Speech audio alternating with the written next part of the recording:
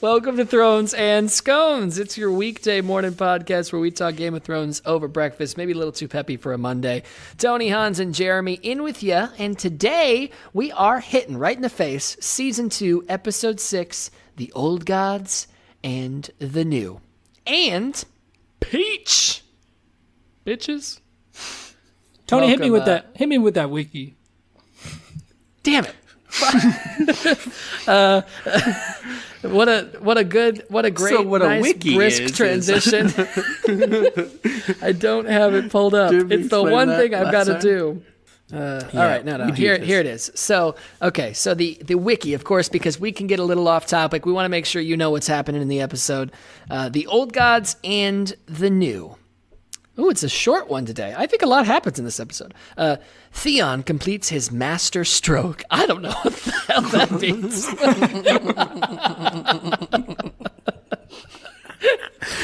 What an interesting way of writing that. Yeah, what an interesting word choice. Theon, please continue stroking as we move on. It's a master in King's stroke. Landing, the Lannisters send Myrcella from harm's way in the nick of time.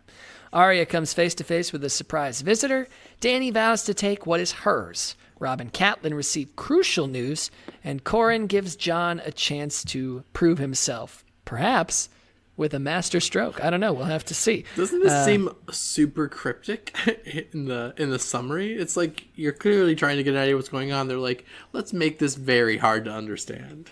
Yeah, this must be the thing you were talking about last week, rather, on Friday, with the wiki can kind of be written by anyone, right? So this one was obviously written by someone who just wanted short and sweet, here's what happened, whereas last week it was like a very, very voluptuous, excessive language and flowy blah, blah, blah. I don't know. Things can be different. All I know is I like this episode. What about you guys? Yeah, I enjoyed it.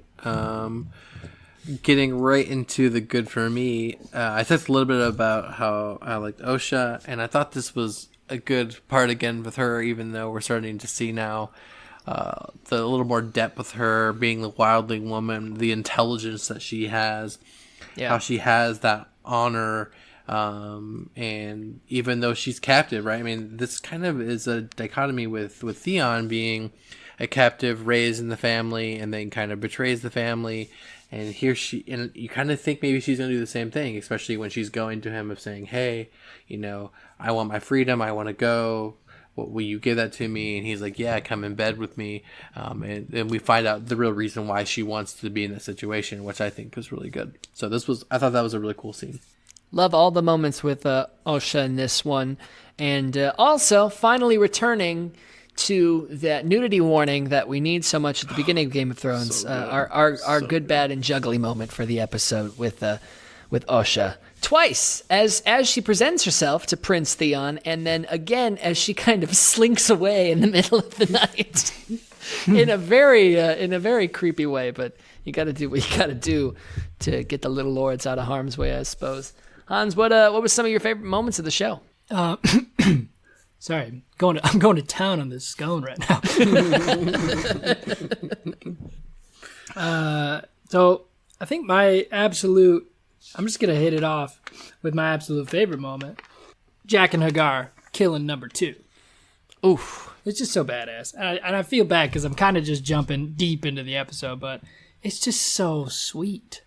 It's dope. This the whole scene, like that whole line of this show with Jack and Hagar is just badass, especially because this is the scene where the guy, he's running back to Tywin to basically he finds out that Arya's trying to leave or escape or something's up with Arya. She has the note, yada yada yada. She's running back to Tywin.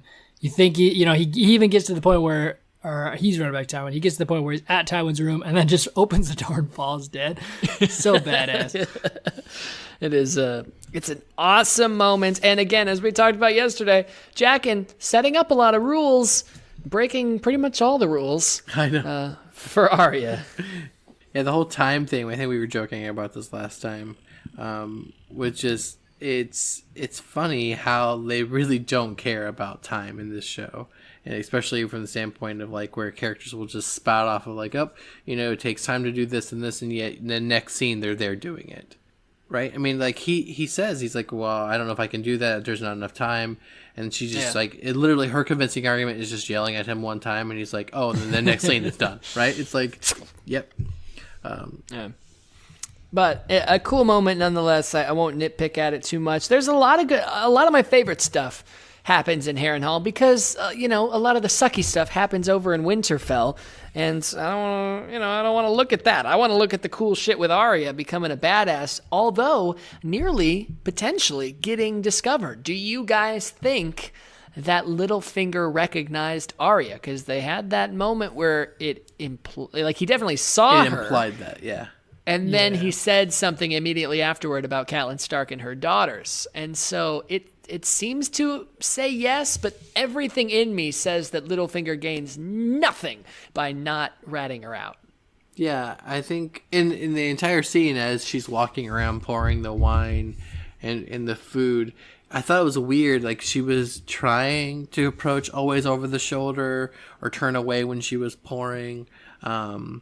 But the other thing is, like, what about her voice? It's not like he hasn't been around her before, and she is talking during the scene, And she doesn't try to at all cover that up at all. So I thought that was kind of a weird misstep for me. Well, it's so, I mean, at least in the show, unless I'm wrong, Arya and Littlefinger have one scene together before this. I'm sure, it can be implied that they have other moments together in court. Mm-hmm. But you got to think, to give a little bit of credit to him not knowing, if that's what they're going for, that he would absolutely 100% not expect it here. Right. So this is like the last thing that he would be on the lookout for. Yeah. Yeah. And he's like, surely if this were the case, Tywin Lannister would have caught it before I did. Like, if he's working for her. Yeah, that's interesting. And then we get into King's Landing, and shit is literally hitting some people, right? With hitting things fast. Yeah, I mean, Joffrey gets a little piece of the pie to the face, which was stupid awesome. It was satisfying. It was good to watch. But yeah, and, this is his kind of Napoleon complex really coming out here, as we were talking about last week. Joffrey's very unhinged, and now we really get to see it. Even as he's being attacked and being dragged away, he's like, "What are you doing? I said kill them." And he's like, "Don't," the Hound's like, "Don't you see what's happening? Yeah, we're all gonna die here." They would love to kill you right now. It's a crazy riot that, by the way, starts with poop, and in about 20 seconds devolves into them tackling a man and with their bare hands ripping his arm off. That was my worst part. That's just like my worst. That was my worst part of the show. Only because, like, first of all, how, and second of all, why? Well, and then they hold it up like it's such a trophy. Like, yeah. I just want to know how 9 people who are all bent over doing what to this gentleman, and yet they end up ripping his right shoulder off, right? That's got to be so, like, I don't care if you got 9 people working on it. That's got to be really hard, right? Yeah, can the medical professionals weigh in? That's not happening. It's not like zombies are down there, like, chewing on this guy. These are other human beings that are just like, true. Hey, I pushed you down. Whoa, this escalated quickly. Maybe it's implied that they had some sort of serrated object, some knife, sharp thing, but it really just looks like they just yanked it right off. Yeah, there's like flesh and like torn clothing as he's bringing it up. Yeah. What a bizarre scene. To go straight from here, we get this crazy riot. We come back into the keep. Tyrion smacks Joffrey in the face, round 2. It's so satisfying. It's so good. We get this terrifying moment with Sansa Stark. She gets rescued by the hounds. It's beautiful there, kind of a nice double-edged character development. And then, as our blood is boiling, as our hearts are pounding, as our minds are just aching for some great content, we cut to Dany in a fucking living room in Qarth. Qarth. Total killjoy every time now. It's just so, they're literally waiting. We get so exciting, and then they're like, she's like, "Oh, the Spice King is keeping me waiting, and I'm going to give him the same speech I gave at the gates, and maybe this time he'll listen." Oh, he didn't? I'm Daenerys Stormborn! It's the only speech she has. I think the Qarth thing is really kind of drug on for me at this point. Yeah, I agree with that there. So there are good moments here. Of course, we get a little bit with Robb Stark as well. But to touch on Qarth before we leave there, stolen dragons. Right at the end of the episode, the dragons are gone. She walked into Qarth with like 12 people, and there are at least like 8 people dead in that living room of her Khalasar. So she's got to be pretty bare bones at this point. Yeah, I think they only show, right, just the 4 of them from that point on, right? Perhaps. I'm not quite sure. I'm trying to remember. It's looking crazy. So at least we're starting to make some moves out in Qarth. We won't see anything for a little while with that, but man, for the rest of this episode, before we hit the Stark stuff, and I'll have a question for you guys there, I want to hit the Tywin and Arya thing, because I was just realizing this the other day. This is maybe the first major arc that involves main characters that is not in the books. Tywin and Arya never meet in the books. They certainly don't have this sort of relationship. Tywin isn't even at Harrenhal in the books. The Lannisters hold it, but I don't think he ever shows up. I'm curious what you guys think. Some people don't necessarily like this because it diverges so much. It's diverging in a way that doesn't necessarily add to a plot. But I think it is an awesome way to showcase this cool relationship, to give us a little bit more human side of Tywin, to give us a little more depth into Arya. She's seeing this other side. She's having to watch herself basically start to like this guy who is essentially one of the reasons that half of her family's going to wind up dead. And what do you guys think of it? I think it's great. I think coming from someone who it's an easy answer for me. I haven't read the books, so It didn't offend me at all that they diverged from the plot. But I think it's awesome. I think I didn't know that those obviously weren't in the books. I think those scenes are super good, and it shows that you can have scenes that slow things down a bit and aren't nearly as boring as Qarth. It shows that you can have good scenes, good character building, and not be just pedal to the metal with all these action scenes and stuff, and still have enjoyable scenes to watch. And then you go to Qarth. You always come back to Qarth. It's always just Qarth, the most boring city that ever was or will be. So and pretty much all of us want to live there. Right. Exactly. We all said that. I mean, for me, I also think it really comments on the show pointing out the relationships with your enemies, right? We see a lot of captured, a lot of enemies where there is, you want revenge, but you realize that it's sometimes best to keep your enemies closer. And a lot of times, sometimes those enemies become friends as you have a larger issue to deal with. And I think they're showing that in a way that is Tywin her enemy right now? I mean, has Tywin done anything to her? No, I mean, I think she would consider him an enemy for the sole fact that he's trying to kill her brother. Right, but I mean, yeah, so I mean, clearly that's probably a very solid point. Never mind. No, but I'm saying, but I mean, as far as how she's concerned, nothing has really driven a wedge in them directly. Right, and like you said, she's been brought up there. Now has access to food. Is not rotting in a cell. She has some freedom in the camp, which I find interesting because she's often doing these things and conversing with the other prisoners quite freely, and that seems to lead to other, kind of plot points as well. But, I mean, she doesn't have a bad life despite a war going on around her, right? I mean, it's not like she's out there collecting arrows and, and doing all these things that the other prisoners could be doing. So, I don't know. I think it actually adds to the story. So I didn't mind it. I love it so much. I think it is a great moment. It is implied quite heavily that Tywin does not believe Arya anytime she says where she's from or who her family is. I do not believe for a second that he thinks she's Arya Stark because, there's no way. He wouldn't be going along with that. But how much do you think he does know. Like, he's got to know that she's at least somewhat highborn, right? Yeah, but doesn't he say something to her like that? Like, at one point, like, that, you would say, Milord. Milord, yeah. Like, he says that. He's like, look, we can play this game as well as you want to play it, and you can act like you're not highborn, but I know you are. And she's like, you're wrong. My mom killed it.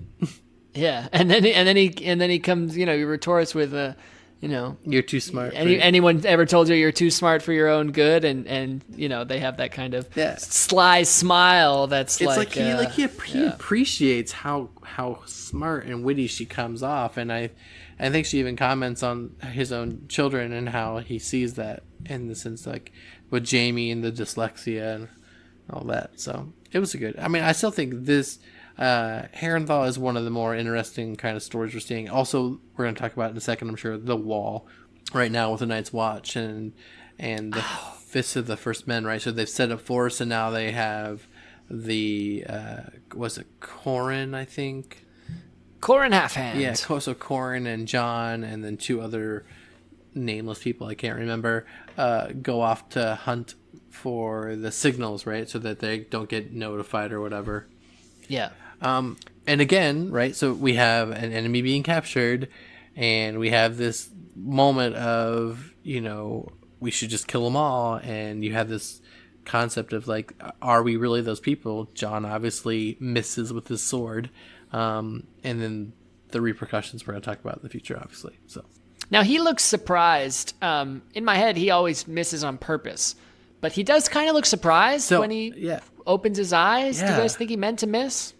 So that's why I wonder in that scene, it looks like he's surprised he missed, and I was like, your sword, you were talking like 6 inches, but if you've ever chopped wood, 6 inches. No, that's later when they're spooning. Yeah, back in my bone. The whole like swinging, chopping wood. It's not easy to do. Right, like to hit like the center of a log to split it down the middle, like, so maybe that is more difficult. Yeah, but to completely miss is not that easy. I'm just gonna say he missed on purpose, obviously, but I think he did. Which, by the way, I know it's Valyrian steel, but still, he just rammed that thing against a rock. There goes that edge. Can't be great for it. Yeah. I didn't write down anything really about any of that stuff that happens. I know he captures Ygritte. I think that stuff really starts popping off in the next couple episodes. For now, I'm just kind of I'm hanging on with the Night's Watch. I know it gets good, but I'm a little bored up there too. Yeah, I from a plot standpoint, it's not that thrilling. But man, that filming location, it looks so good. Just so good. I had to Google it. Iceland. That's where they were. Very cool. You guys want to do the next episode on location? Yeah. That'd be sweet. Out in Iceland? We'll see if we can get the budget for that. I was going to say, is our sponsors going to send us out? Or? Yeah, yeah, exactly. Fingers crossed. If anyone's looking for any sponsorship opportunities, we have no shame.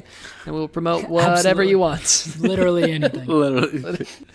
All right, I think kind of wrapping up here with the last place we go is to see Robb's camp. And this is where we start to lose Robb. And I've always felt bad. I've always felt that he kind of gets this, these bad things that happen to him, and it's like, ooh, whoops. Now rewatching it again, Robb is seeking out this woman to flirt with. She does not come across him. He goes, he finds her, he makes a point to flirt with her. His mom makes a point to tell him not to, and then he makes a point to do it again. Yeah, it's rough to watch, knowing the ultimate end. I think that just because this is such a thing, and of course, if you don't know what happens, we've already spoiled all the way up through season 7, so it's no spoiler to say that there's an episode titled "The Red Wedding" coming up next season, and some crazy bad things happen, and Robb Stark may or may not be involved. Jeremy, be familiar with this. Hans, you may not know.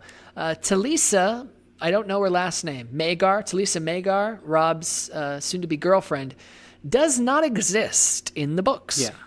Did you know that? Interesting. I did not know There is still this Achilles heel of Rob, but her name is Jane Westerling. And in the show, I think, because it plays more dramatically to a visual perspective, he falls in love with this foreign beauty, Talisa, who he comes to know her and love her heart and love her bosom.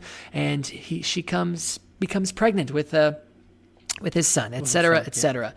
In the books, Jane Westerling is this, kind of highborn lass. Rob goes and fights a battle somewhere, gets wounded, goes back to the castle of the area. Jane is basically tending to him, and that's when he gets the news that Theon has taken the castle and, quote-unquote, killed Bran and Rickon. And so Rob is distraught. Jane is, just trying to help, and they end up getting it on. But she's a highborn lady with a very protective father, and to save her honor, Rob then marries her the next day. So it's not this love thing, it's this honor thing. And I think the only reason that they didn't do it out like that in the show is that real quick back, we kind of got the same downfall with Ned, and I just don't think they wanted to replay that same story. But what do you guys think? Do you have a preference as to what you think would work better to adequately set up Rob's demise? That's a good question. I've never thought about that, actually. Because I feel like with Talisa in this story, one, I think it just flows a little bit better from the beginning for me. Obviously, with I jumped so far ahead. I don't know. I mean, obviously, when you read the books, it's not that you don't get the sensation of that Rob has feelings for her Jane. But with Talisa, I feel like there's a love story here, and I always think that comes across very well. I mean, that's true. She is that kind of that softening to him in this story here. So for me, I think it actually works better maybe with the show. I agree. I think the show works better for me too. That's hot. Granted, I read the book. I have no idea. But just hearing from the premise, just hearing your summary and the premise for me, I don't think the Red Wedding would have been as impactful. I think obviously losing Rob may or may not be losing Rob. Spoilers. The only reason I'm even trying to be spoiler free is because I know Jenna is kind of in and out of the episodes, and she actually hasn't seen. Yeah, but she does. She listens to this podcast, but hasn't seen it. But nonetheless, she's probably listening to me right now, so it doesn't matter. But the reason it works for me is I don't think the Red Wedding would have been as impactful if they didn't build this story up the way they did, because really the like Jeremy said, the love story that they build, it works, and it really does a lot to build up Rob again, because they love doing this. Yes. Build up and make you just love that, really like that story of Rob, like the love story, everything's going for him, and it makes the turn of the Red Wedding more believable, because obviously if he just did that one thing out of quick honor and it was real quick, and then they ended up being at Walder Frey's, then you don't get that. And this is a bit nuanced, but you don't get that turn where Walder's like, oh well, young love, how can you not? How could I not understand that? And you kind of think it's all going to be okay. And I think that would have been much harder to pull off and make you really just rip your heart out, I guess. Yeah. If they didn't do it this way. I think I agree with you. I like the love story arc better. I think it plays a hell of a lot better for TV. The only thing I really do think it takes away, and we talked about this either last week or the week prior, is that they were setting up Rob to be not only good at this, but smart. He had this tactful mind, and this is so obviously to him, everyone around him, and to the viewers, like this red flag. And I don't think they've necessarily set him up to be this, guy so on his hormones that he would bite at it like he did, but it's a little nitpicky, and, I buy it enough.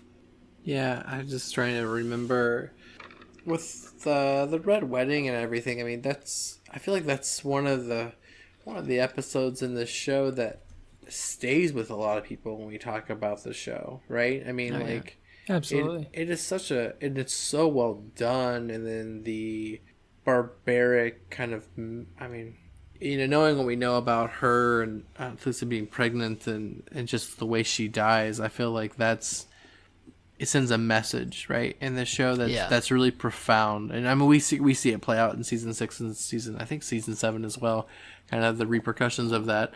But and also, I mean, okay, well, I'm just gonna stop saying all these spoilers because I feel like you can just continue. You can, Yeah. But this is, I think, I mean, it's a huge part of the show. I mean, I definitely think that the Red Wedding becomes kind of like a pillar for which we're going to go back to often when we're going to talk about how that led to this person or another's either demise. So Yeah.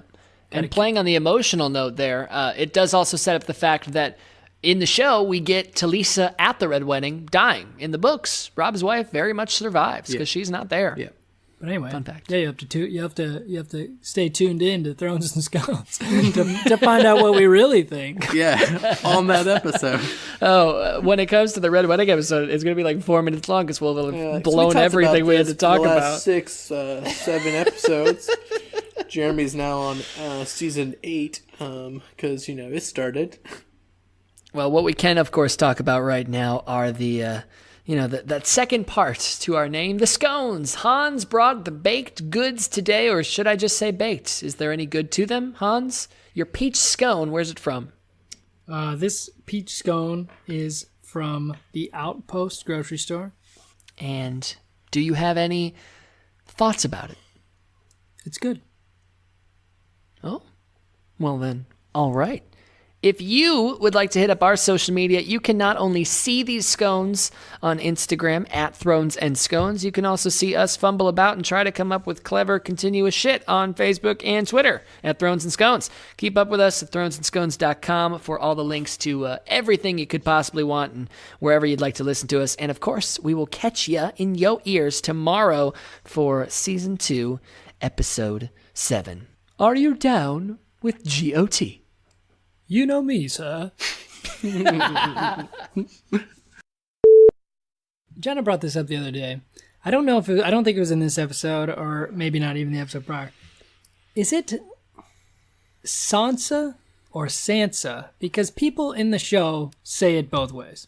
Yeah, I think it's Sansa. That's what I thought too. But people absolutely do say Sansa. It's like such a. There is nothing that drives me more nuts than continuity errors. And I don't even think I brought it up. I was so mad about it in the episode when Renly Baratheon and Loras Tyrell are having passive-aggressive pre-sex. Mm-hmm. And Loras is like, no, you know, there's another... What his words are, there's another Tyrell that needs your attention. Of course, what he meant to say was Tyrell. Yeah. You know, his own last name. What I don't get is like, so they don't... It's not like that scene was probably filmed... only a few minutes, obviously, is probably the entirety of the scene that was filmed. Are you telling me that the person who filmed that scene didn't go, wait a minute, something doesn't seem right? Well, they were probably just, they were too busy trying to cover up their reaction to the hot man-on-man action that was going on. So it was like, hide your boners. Hide your boners. We can't like this. They just missed it, I suppose. But yeah, it's so crazy. So I'm trying to think who's saying Sansa Stark out there? No, I have no idea. I just know Sansa Stark. Jenna had brought it up, and I didn't know. She brought it up quite a bit ago, and I was kind of thinking, I was like, I guess I haven't really noticed it. And then immediately after she said it, I did notice it a couple times, and I wish I would have wrote it down. Yeah. I think it's Sansa. That sounds more right to me. I agree. And in all fairness, there are a lot of people out there that call me Hans, and that is absolutely not my name. So, oh, do they really? I have never heard someone say that. Sure. I get a lot of Han, too, without the S. But... Han? Hey, Han You Solo? should just go by Han. Yeah, I would totally. I don't mind it. I'd be like, it's short for solo. Bitches. And don't even get me started on people trying to write my name with an apostrophe. It's just, they can't figure it out. As in, you own the form you're citing? I own this. It's mine. Oh my gosh. You guys got some issues. Jeremy in with that extra E. Oh, yeah, God. It's fucked up. It's fucked up. What's worse is when they try to enunciate the Jeremy. I'm like, really? Have you guys ever tried just having the name Tony Jones? Like 7 under 100,000 people in the world? It's super easy. It's got to be nice to just have a name as simple as Artonius. Yeah, exactly. Everyone's familiar with Artonius.